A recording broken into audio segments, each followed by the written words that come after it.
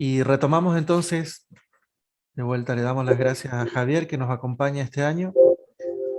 Vamos a retomar, ayer fue la oportunidad y la bendición de una herida, la experiencia de Loyola, como nos decía Javier ayer, y hoy retomamos con hasta dónde somos capaces y estamos dispuestos a ver todas las cosas nuevas en Cristo. Es el tema que nos propone.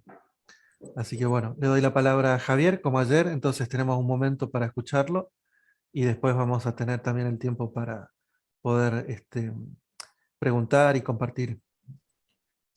Gracias, Javier. Gracias a ti. Pues empezamos un momentito de oración, un momento de presencia de Dios y de autopresencia.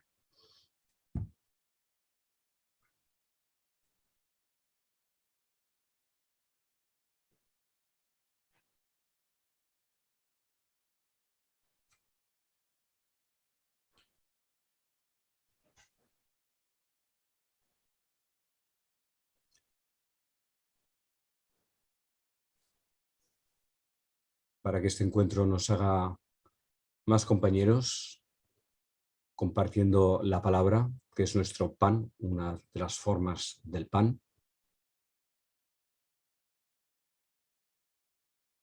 Para que recibamos este conocimiento interno de lo que estamos viviendo, para más amar y servir.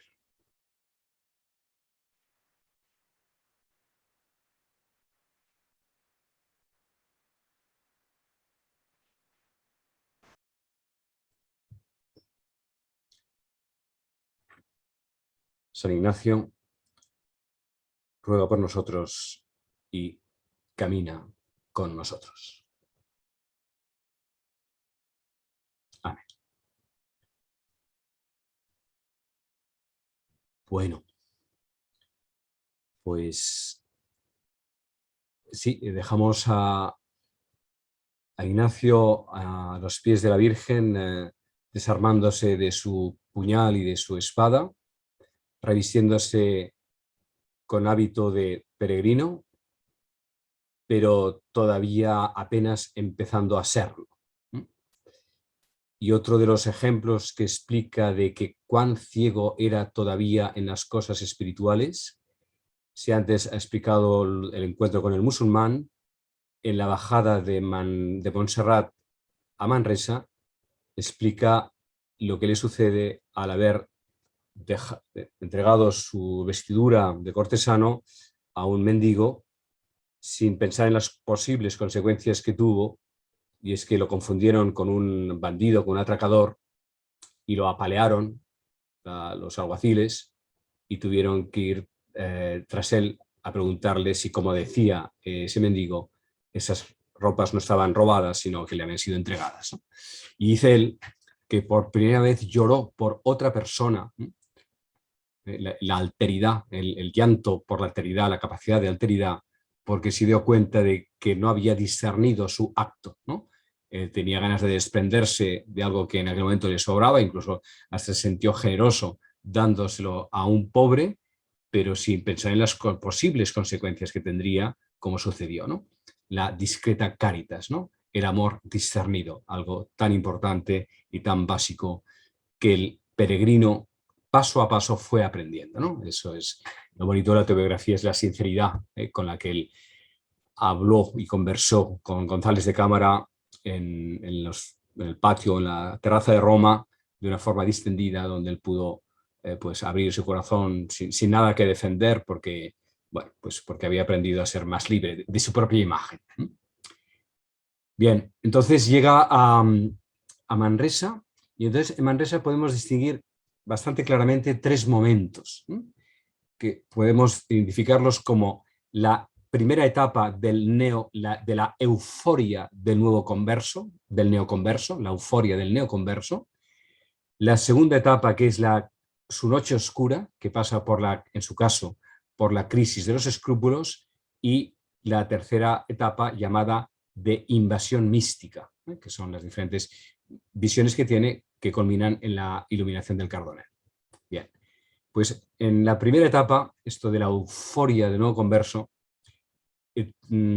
había un compañero que murió hace años, no creo que lo conozcan ustedes, bueno, hermano de Ignasi Suñol, precisamente, el provincial de Bolivia.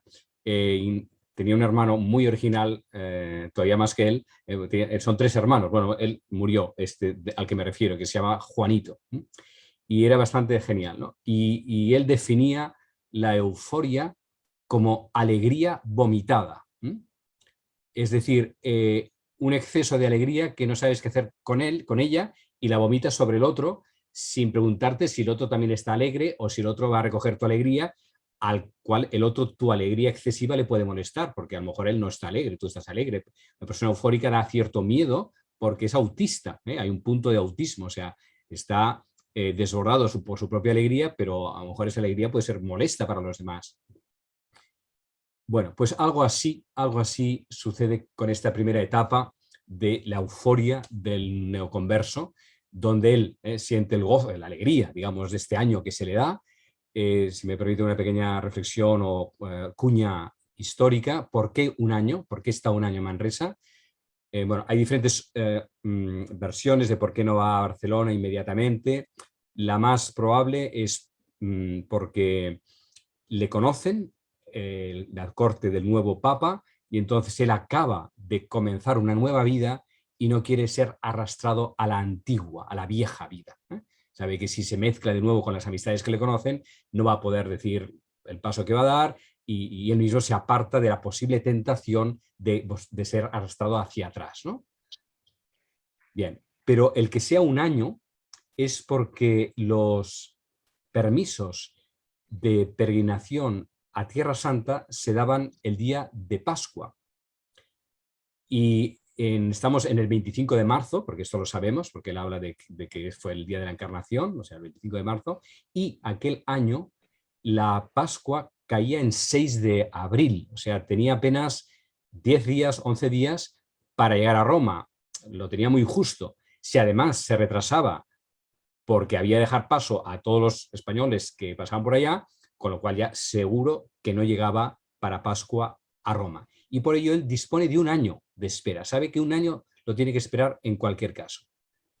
Decide hacerlo cerca de Montserrat. En Montserrat no puede quedarse porque hay un hospedaje pequeño, no dejan de estar más de 3 días a los peregrinos, y por tanto le dicen, mira, si quieres estar cerca del monasterio para mantener la devoción o incluso un inicio de dirección espiritual muy probable con el monje que le confesó, en Manresa, a 25 kilómetros, tienes una población donde hay albergues para pobres y peregrinos, pero también, y esto es interesante, donde hay unas cuevas donde puedes estar haciendo de vida eremítica si lo deseas, porque además hay unos monjes que son cistercienses, no benedictinos de Montserrat, sino de otro monasterio, que te podrán acompañar en el caso de que las cosas sean difíciles, o en fin, podrás tener acompañamiento allá mismo sin subir a Montserrat, ¿no? A mi modo de entender, estos 2 datos, el albergue para pobres y peregrinos y el que hubieran cuevas con algún monje que le pudiera acompañar, yo creo que eso es lo que le determina a ir a Manresa. Hay otra pregunta que hacen algunos, y es ¿por qué en la autobiografía no se habla de las cuevas? No aparece la cueva en ningún momento en la autobiografía. Es una tradición muy de los inicios, y se sabe que Antonio, uno de los primeros compañeros de la segunda generación, Pedro Fabro y Araoz, Antonio de Araoz, pasan por Manresa en vida de Ignacio y visitan la cueva y está abandonada, y él pregunta a Antonio de Araoz cómo es que ustedes esto lo tienen abandonado. Pero en cualquier caso, Ignacio no habla de la cueva en la autobiografía. ¿Por qué? A mi modo de entender, esto también es una interpretación, pero creo que es verosímil, es porque en aquellos años fundacionales de la compañía hay un nuevo carisma, que es el contemplativos en la acción, toda la novedad de la cual luego hablo de la compañía, pero hay una tentación en algunos jesuitas, entre ellos Simón Rodríguez, uno de los primeros compañeros, pero también Andrés de Oviedo y otra persona en Gandía, donde también Francisco de Borja tiene una tendencia muy fuerte por la oración, pero con algunos jesuitas que incluso quieren rescatar o dar a la compañía vida eremítica, de hacer a la oración, darle a la compañía más tiempo de oración, considera que se ora poco, etc. O que hay poco tiempo oficial o previsto para orar. Entonces, como que San Ignacio, en un momento en que dice, no, nuestro carisma es otro, si no ya nos hubiéramos hecho cartujos o benedictinos, nuestro carisma es nuevo y además no, todavía está por consolidar, ¿no?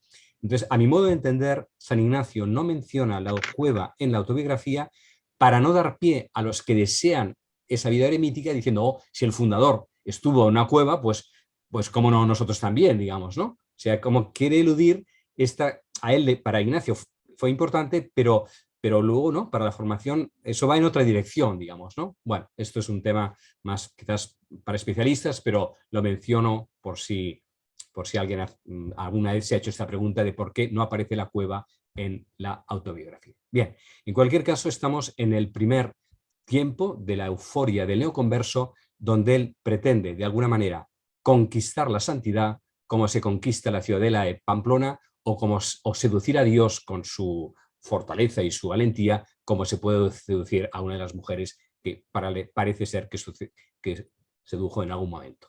Es decir, a golpe de voluntad y a golpe de deseo, de propio deseo, ¿no?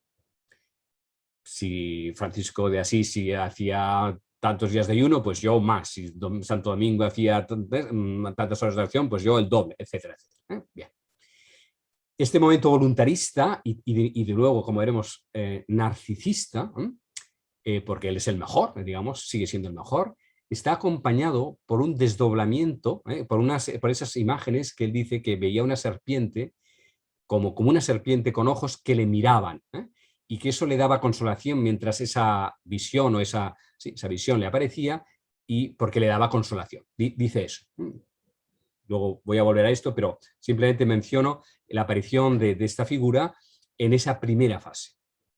Bien, pero a continuación empieza a entrar unas alternancias de estado de ánimo que le sorprenden a sí mismo porque no las domina él. Se da cuenta de que esa euforia que tiene o esa voluntad que tiene es una capa superficial, pero por debajo hay otros movimientos de agua a los que su voluntad no accede y sin embargo se le manifiestan. Se le empieza a abrir ese subconsciente que hasta ahora ha estado cerrado por su propia fuerza de voluntad. Y aquí entramos en esta segunda fase, que es la que es imposible que apareciera en Loyola, porque Loyola tenía muchas otras cosas que hacer antes que llegar a eso, pero cuando este primer nivel de su propio psiquismo ha quedado, digamos, despejado, entonces el mismo proceso sanador al cual Dios le quiere conducir le va llevando más adentro de sí mismo y entonces es cuando va descendiendo a su propia sombra. ¿Y cuál es su sombra? Pues, bueno, esa necesidad de admiración que tiene, esa necesidad de reconocimiento que ayer mencionábamos por esa herida de falta paterna y materna de mirada, como ayer decíamos, que se manifiesta en él en una angustia, en una culpabilidad por no haber sido sincero del todo en expresar, de comentar o de confesar todo lo que había dicho al monje de Montserrat en el monasterio.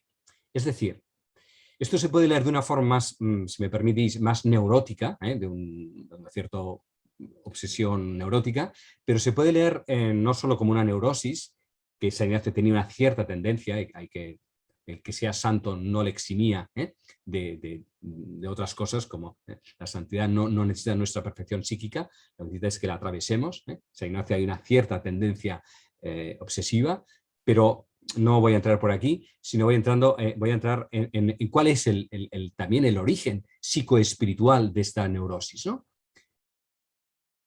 La necesidad de ese reconocimiento, como decíamos ayer, le lleva a que cuando no es perfecto se siente culpable de no serlo, ¿no? Esto es lo terrible del círculo donde está atrapado.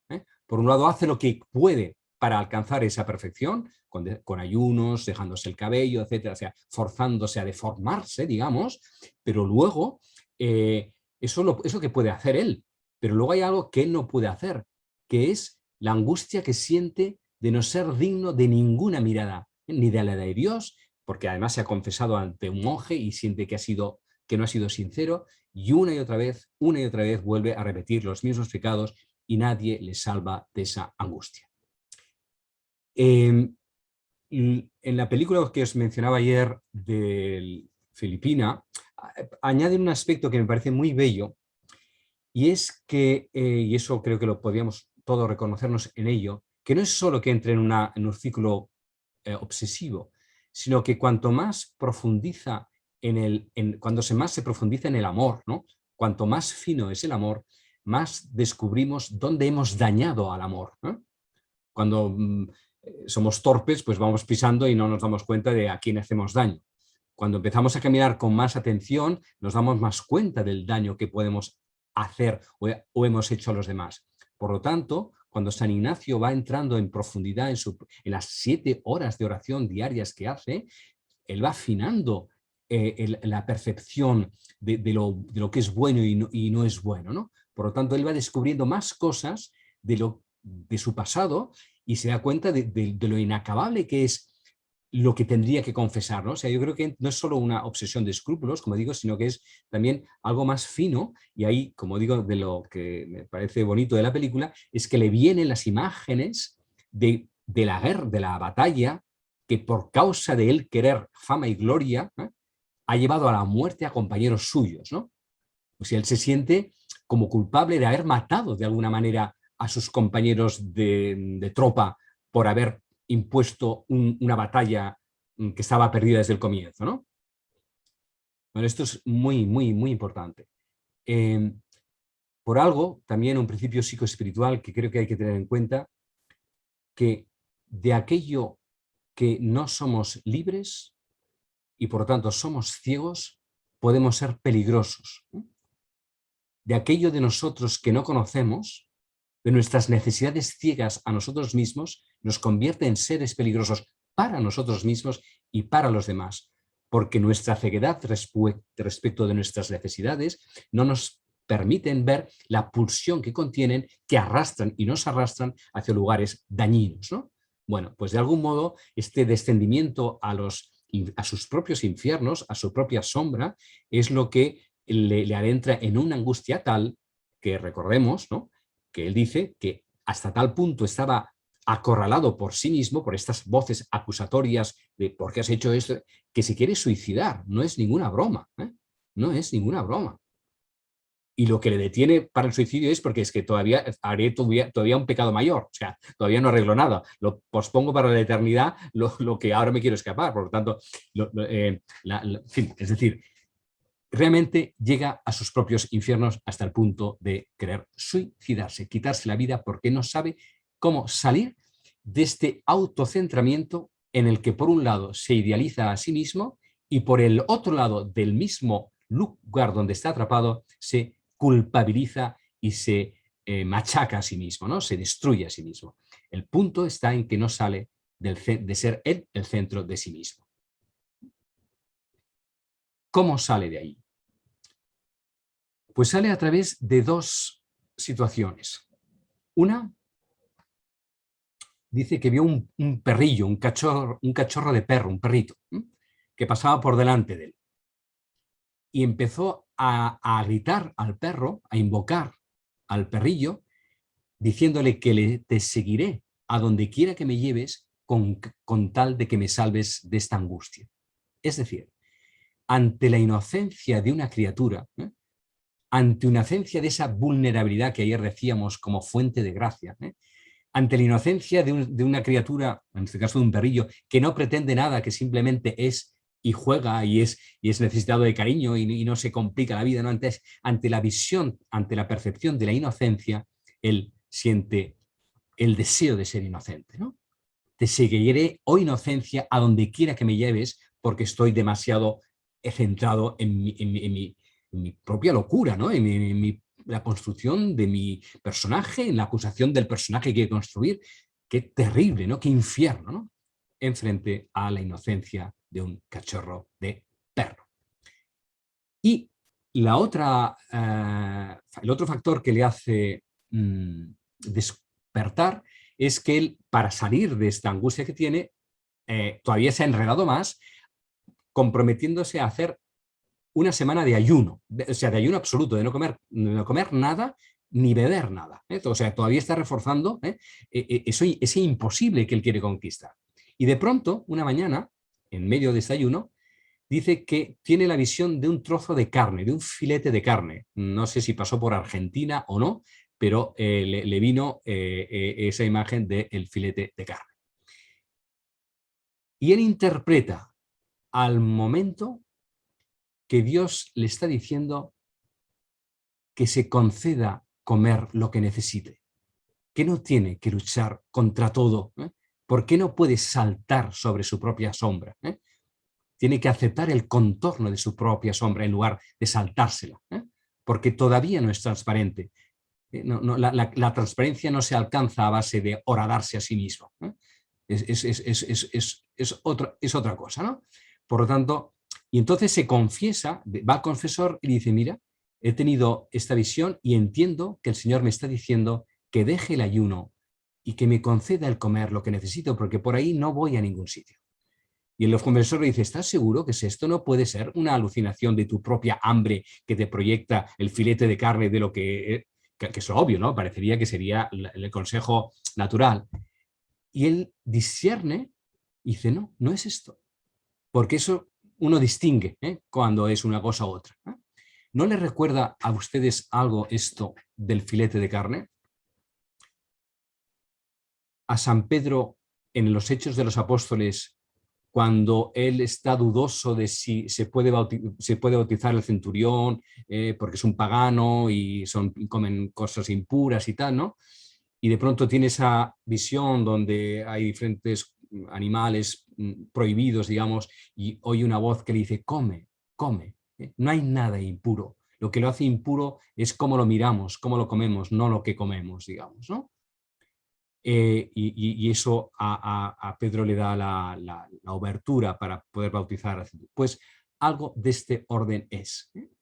Es decir, el discernimiento que tiene sobre sus propias visiones o alucinaciones, luego vamos a distinguir entre visión y alucinación, en este caso, esta visualización o visión, digámoslo así, que le dice, deja de querer conquistar tú ese lugar al que no podrás llegar por la propia conquista.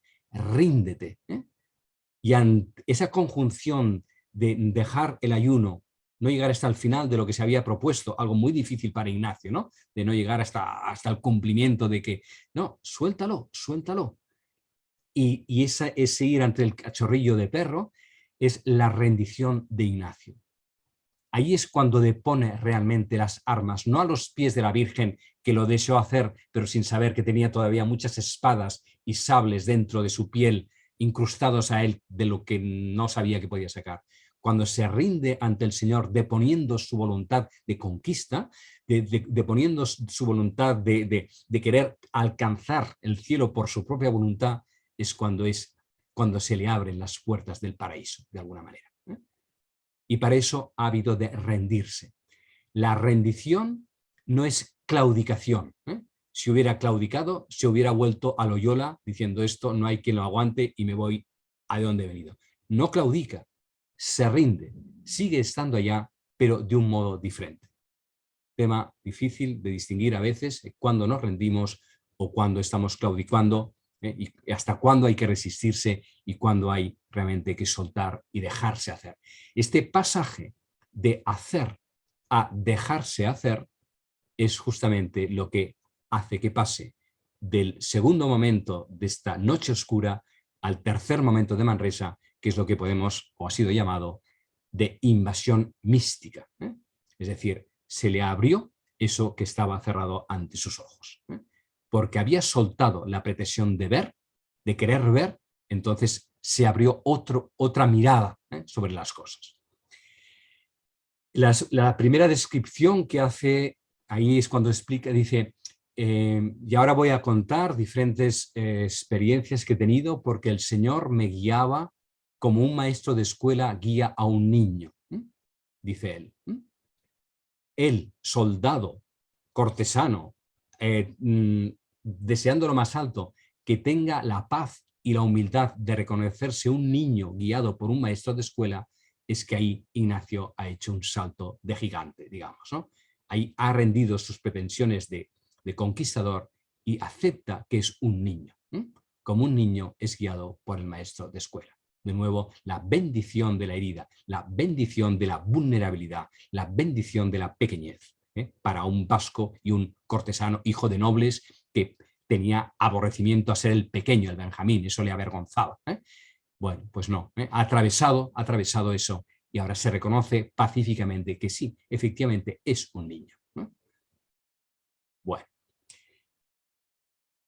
Y entonces se habla de las diferentes experiencias, visiones que tiene, y de alguna manera se está diciendo, porque tiene una visión sobre la creación del mundo, tiene una visión o una comprensión sobre la Trinidad, tiene una percepción de la presencia de Jesús en la Eucaristía, en el Santísimo Sacramento, y tiene unas percepciones o visiones de la presencia de Jesús junto a él. De alguna manera se está diciendo que Ignacio, fundador de un nuevo linaje espiritual en la Iglesia, está teniendo las experiencias apostólicas, ¿no? Un apóstol, desde el punto de vista de la Iglesia, desde el punto de vista de la categoría, digamos, jerárquica de alguna manera que tenemos.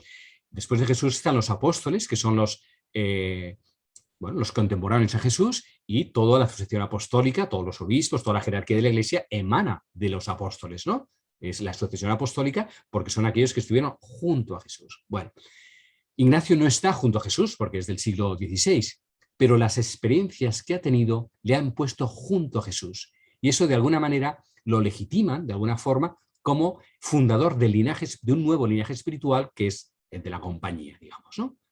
Bueno. Porque son los puntos fundamentales de la fe. Creación, Trinidad, presencia eucarística en el momento que hay todo el debate con los protestantes y con los iluministas, etc.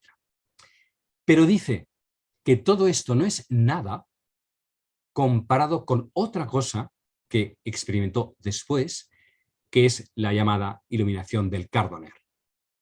Dice que juntando todas las experiencias y gracias que ha estudiado en toda su vida, no se podría comparar con lo que sucedió después.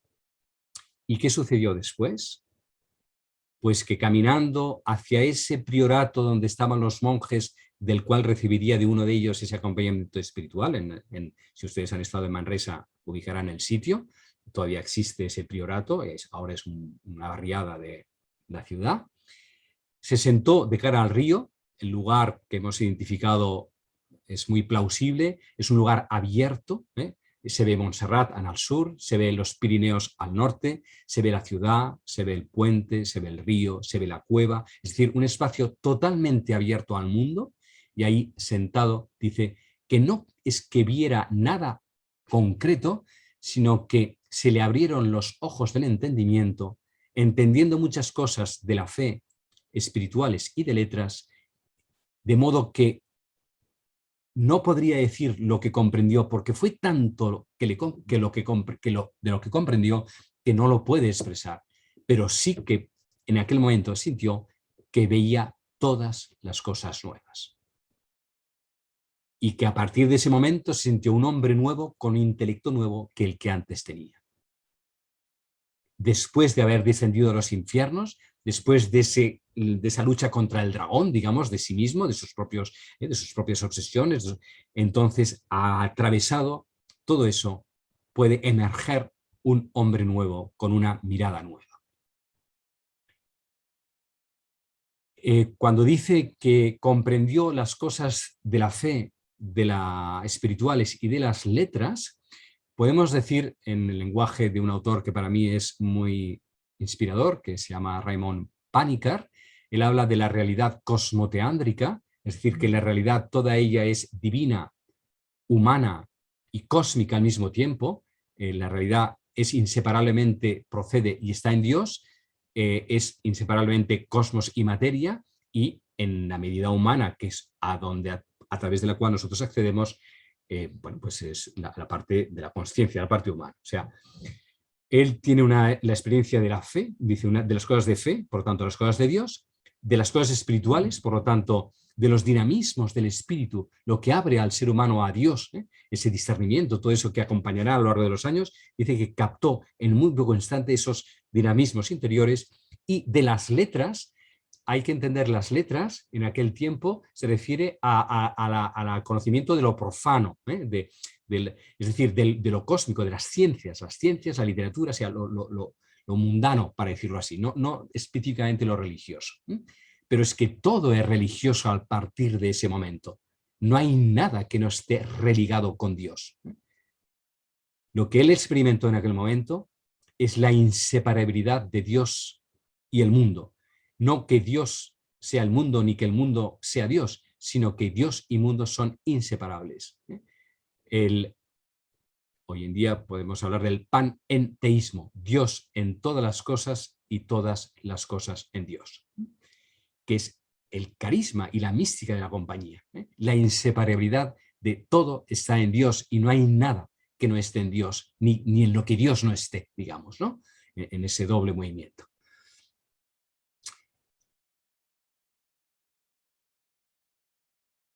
Cuando San Ignacio, 15 años más tarde,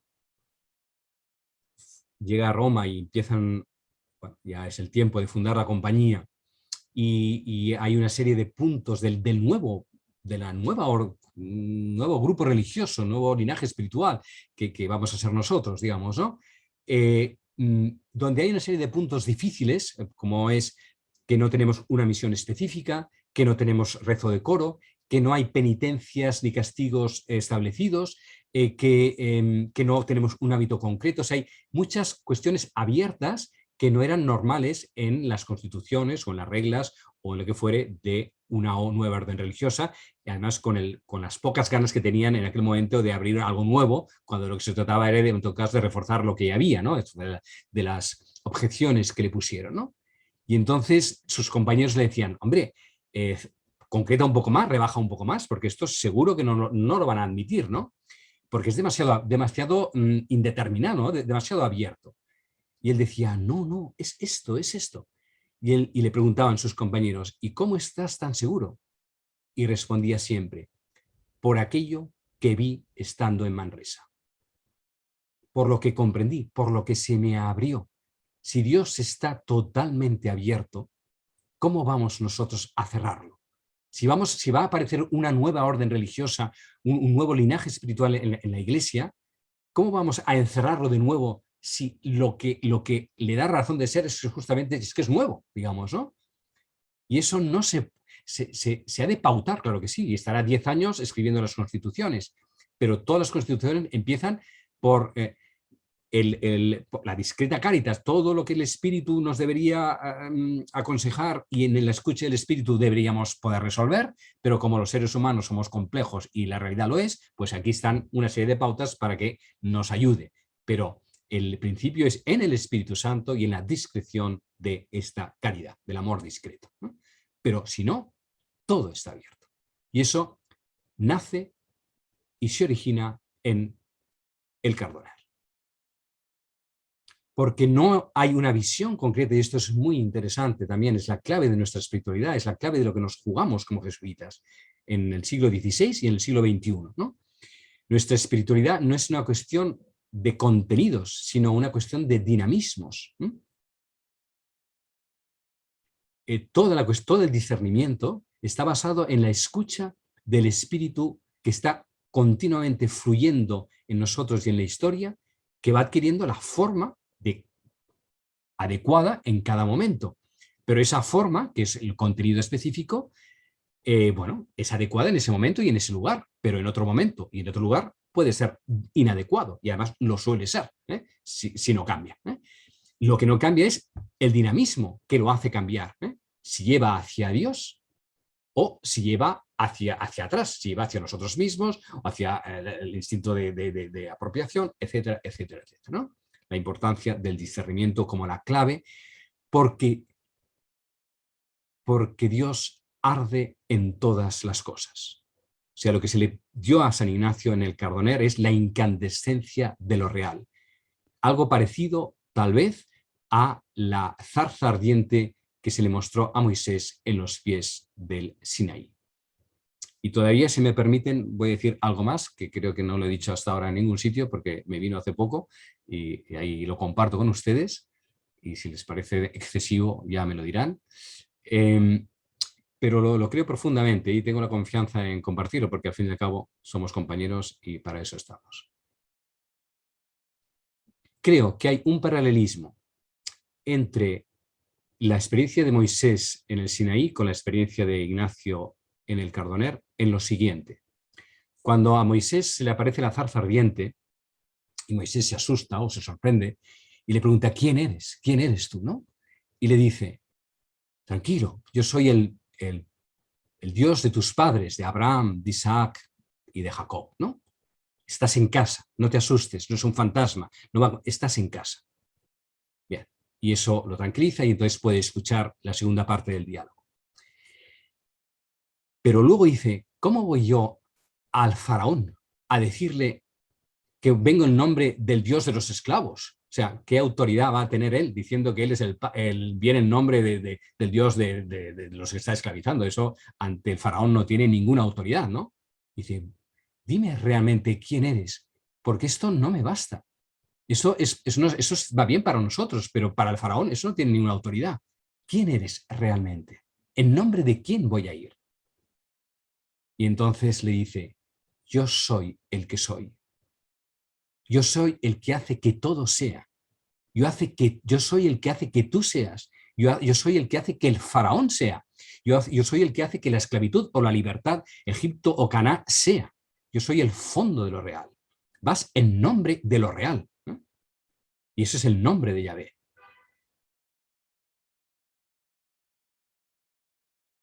Y dice, dile al faraón, yo soy, me envía, ¿no?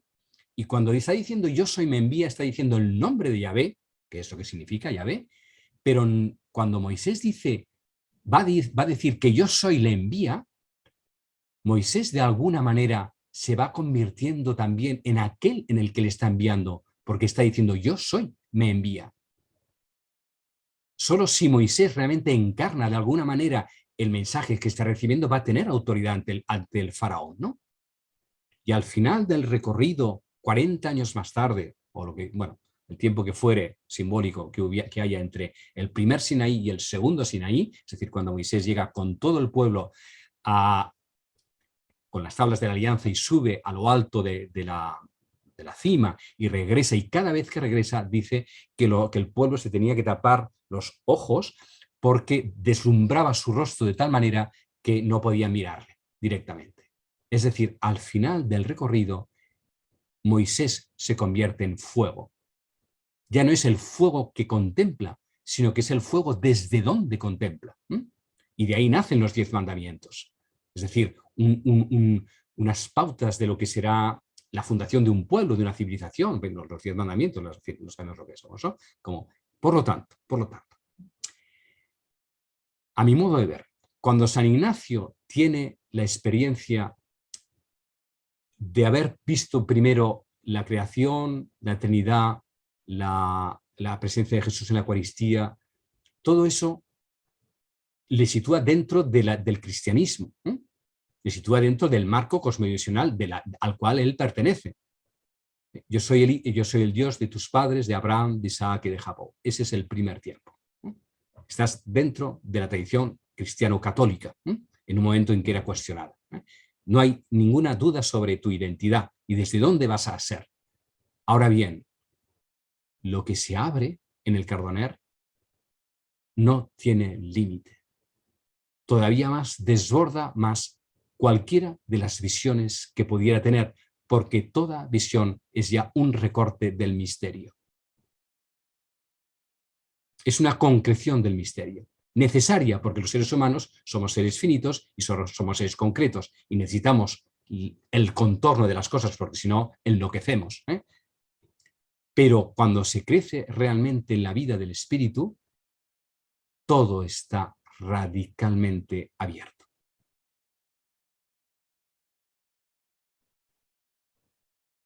Bueno, ¿dónde encontramos esto en nuestro camino espiritual? Pues en la contemplación para alcanzar amor de los ejercicios. San Ignacio cree que si verdaderamente nos entregamos en el camino de los ejercicios, atravesando la noche oscura de la tercera semana y dejándonos sorprender por las irrupciones continuas e inéditas del resucitado, somos conducidos a un umbral a partir del cual ya no hay camino. San Ignacio nos acompaña hasta la contemplación para alcanzar amor, nos da las pautas para contemplar y ahora les dice, y ahora ustedes contemplen. ¿Y qué contemplamos? Pues algo muy importante, porque si hasta la contemplación para alcanzar amor Cristo ha sido el objeto por excelencia de contemplación, es a quien contemplamos de toda segunda semana, toda tercera semana y toda la cuarta semana estamos contemplando a Cristo el Señor, Jesús el Señor. Pero hay una confluencia entre la ascensión, cuando Cristo asciende hacia los cielos. ¿Dónde está Cristo? ¿A quién vamos a contemplar si Cristo bajo la figura de Jesús de Nazaret ya no está?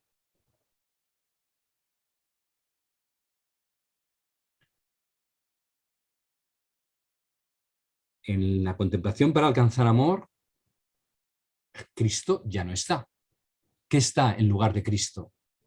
El mundo que se contempla, pero no solo el mundo que se contempla, sino el Cristo interiorizado en el ejercitante que contempla bajo forma Christi, en nombre de Cristo, bajo la forma de Cristo.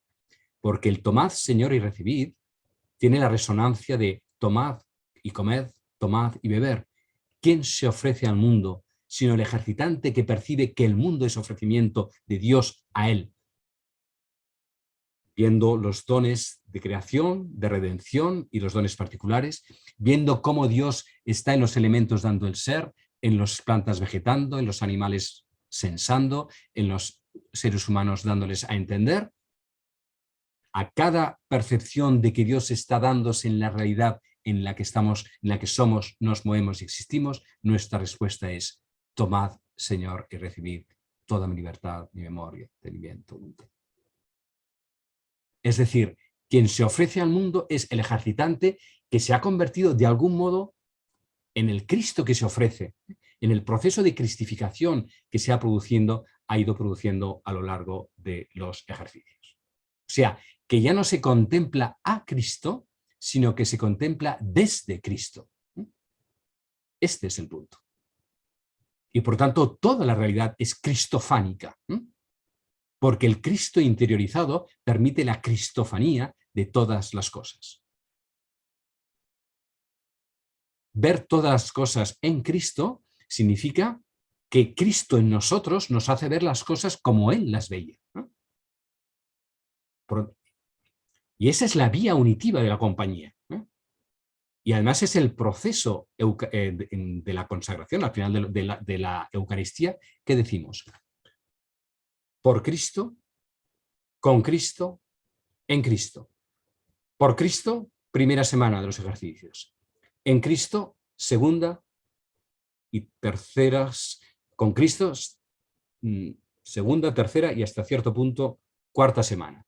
Y en Cristo, a partir de la contemplación para alcanzar amor, aunque también en la tercera y cuarta semana también está la vía unitiva, pero bueno, ahora no entraríamos en matices más complejos. Lo que quiero decir es que esta progresión del por, con, en, que es la culminación de la Eucaristía como la ritualización del proceso crístico que existencialmente estamos llamados a vivir en cada momento de nuestra vida.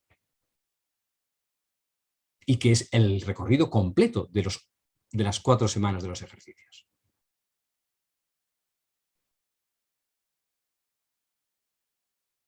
Cuando Jesús asciende a los cielos, de nuevo, una imagen curiosa, porque Jesús no asciende físicamente a ningún lugar, ¿no? No se va arriba, los cielos no están arriba, están en el otro lugar de todos los lugares, digamos, ¿no? ¿Hacia dónde asciende Jesús en la ascensión?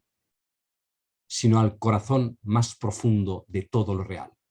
Porque dice que me voy, pero al mismo tiempo dice: yo estaré con ustedes hasta el fin de los tiempos. Por lo tanto, la ascensión no es una salida del mundo, sino que es una presencia nueva de Cristo en el mundo, permitiendo el proceso crístico inacabado, ¿no?, en el que nos hallamos. Y entonces les dice, el Señor Padre me ha dado todo el poder sobre el cielo y la tierra, y ahora les paso a ustedes el relevo para que bauticen en nombre del Padre y del Hijo y del Espíritu Santo. Entendemos que este bautismo no es solo ni primordialmente un bautismo sacramental, que sí lo es bien, pero creo que está hablando de algo muchísimo más profundo que meramente el bautismo sacramental. Está hablando de un bautismo existencial. Está diciendo, baptizo, ¿no? Sumerjan la realidad toda en el Padre. Sumerjan la realidad toda en el Hijo. Sumerjan la realidad toda en el Espíritu Santo. Sumergir en el Padre, a mi modo de entender, es que todo aquello que vivan, hagan, piensen y proyecten esté remitido a la fuente, a Abba, que no hay nada de lo que ustedes vivan que proceda solo de sí mismos. ¿Quién es el Hijo? ¿Quién es Jesús de Nazaret? Sino aquel que se sabe permanentemente recibido del Padre. ¿Quién es sino aquel que se levantaba a primera hora de la mañana después de una jornada muy larga y muy fatigosa, que se parecería a las nuestras, para escuchar ante el Padre aquello que hay que hacer porque el Hijo no hace nada que antes no haya visto hacer al Padre? Juan. Es decir, sumergir en el Padre es sumerjan todo en el misterio, sumerjan todo en esa radical alteridad de sí mismo, que es la fuente de todo lo que hace que todo sea. Sumerjan en el Padre. Sumergir en el Hijo es sumerjan la realidad en fraternidad, ¿no? Si somos hijos en el Hijo, somos todos hermanos, ¿no? Creen formas de solidaridad, formas de justicia, formas de comunidad, en fin, todo aquello que tiene que ver con la filiación común, es decir, con la fraternidad, con el elemento de ser hijos en el Hijo, por lo tanto, hermanos los unos de los otros. Sumerjan todo en solidaridad, en fraternidad. Y bautizar en el Hijo, en el Espíritu, es escuchen los dinamismos del Espíritu que fluyen por la historia y que van hacia Omega, hacia la cristificación de todas las cosas a través del discernimiento de cada situación y de cada circunstancia. No hagan nada sin esta escucha del Espíritu, porque será el Espíritu que les continuará revelando lo que ustedes ahora no son capaces de soportar, porque su inteligencia, su conciencia y su capacidad de amar todavía es muy escasa. Y lo que se dijo hace 2000 años nos sigue siendo dicho ahora. Todavía queda mucho por comprender, mucho por decir, en la medida de que nos vayamos abriendo. Por lo tanto, sumerjan y disciernan los dinamismos del Espíritu en la historia, en sus comunidades, en ustedes mismos, ¿no?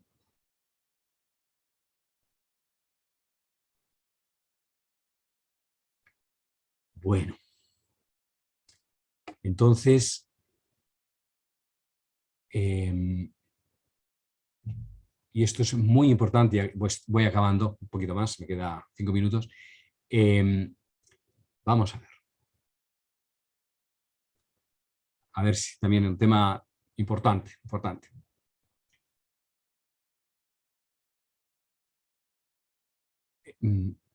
No, de alguna manera, no se nos está pidiendo, de alguna manera, que ahí donde acaba Ignacio, comenzamos nosotros.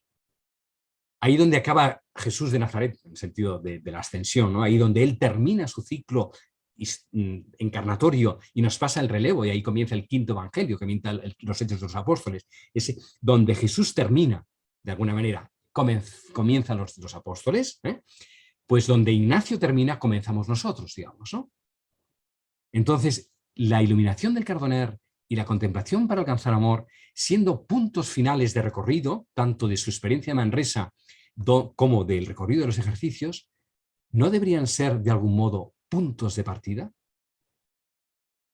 Ahí donde terminan los ejercicios, ¿no es donde comenzamos a recorrerlos?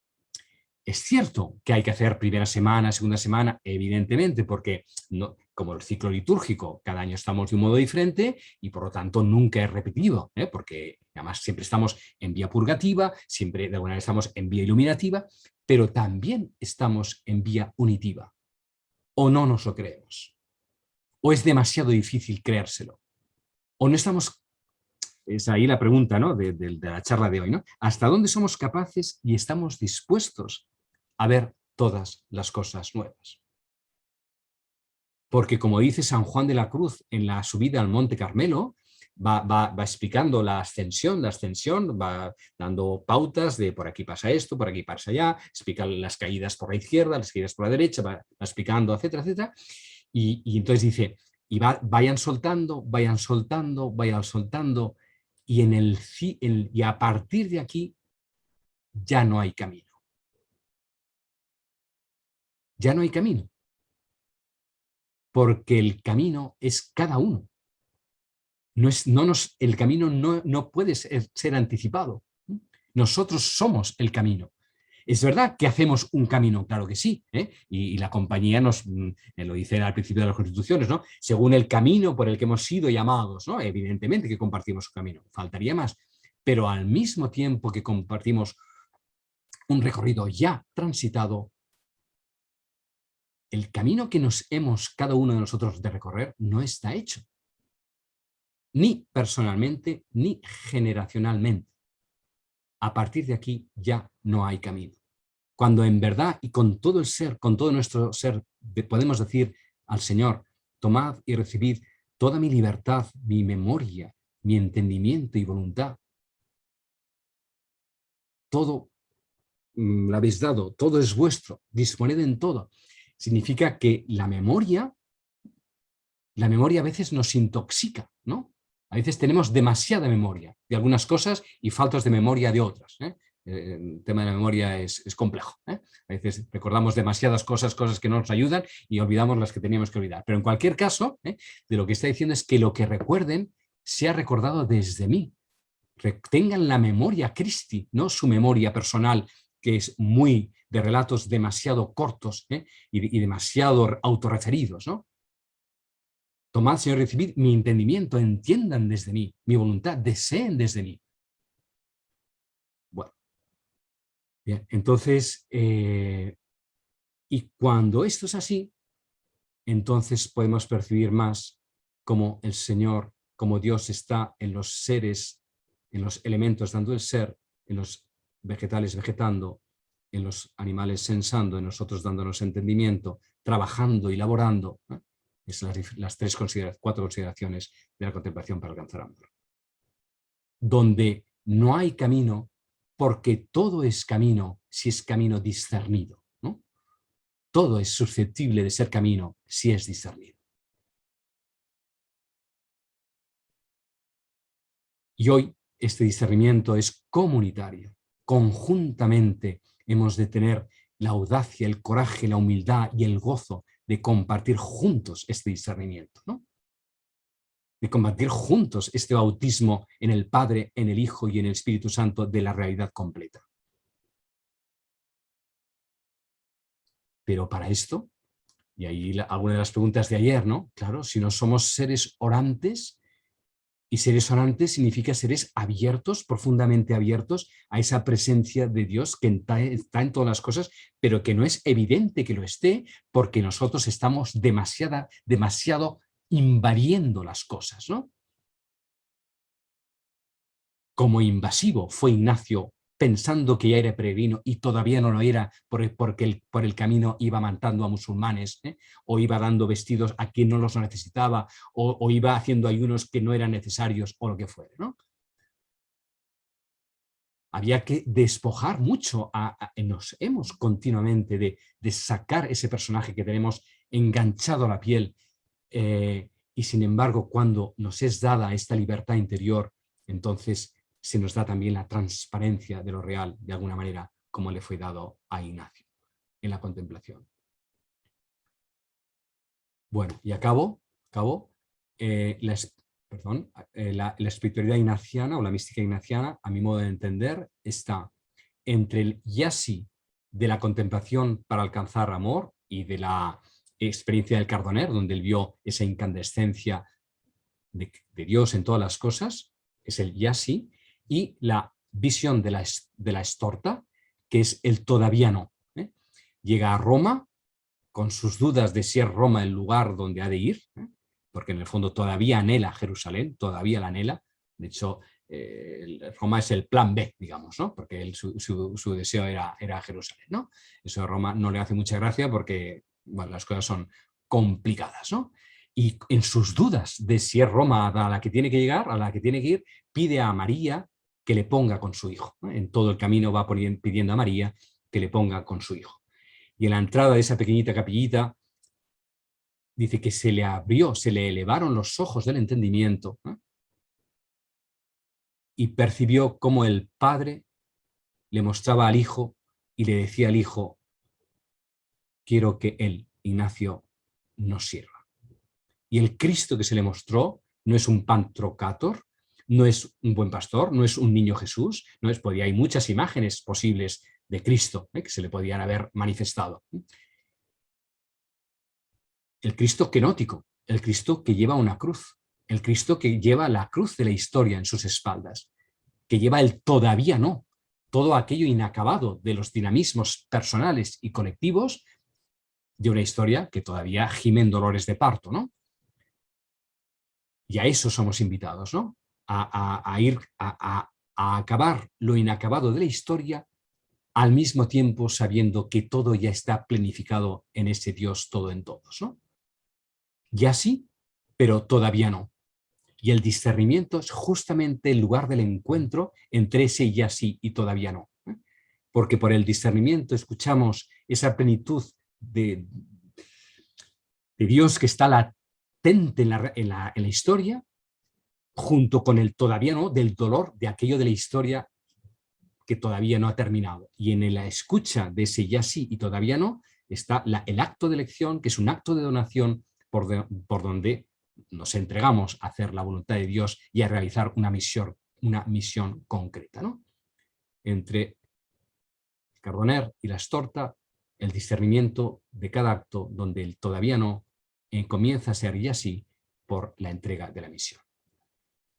Y esto, y termino, el gran reto, y ahí estamos algo descubriéndolo poco a poco, es que el lugar de la experiencia mística del jesuita y de la compañía es el discernimiento comunitario, y esto lo creo cada vez más, porque cuando hacemos verdaderamente discernimiento comunitario, estamos conjuntando la realidad cosmoteándrica, porque estamos escuchando a Dios en cómo hoy se está haciendo presente y nos está hablando en el interior.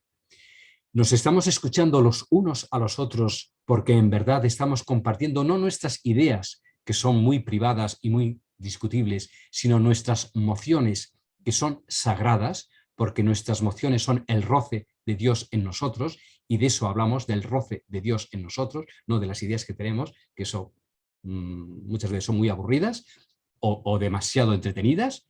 Es decir, compartimos las mociones y eso es lo que nos une, cuando compartimos lo que nos mueve, no lo que pensamos. Y tercero, compartimos la historia, compartimos la misión común, compartimos este mundo inacabado, digamos, ¿no? Por lo tanto, nuestro coro, el coro monástico, para decirlo así, nuestro no rezar, el coro, está sustituido por el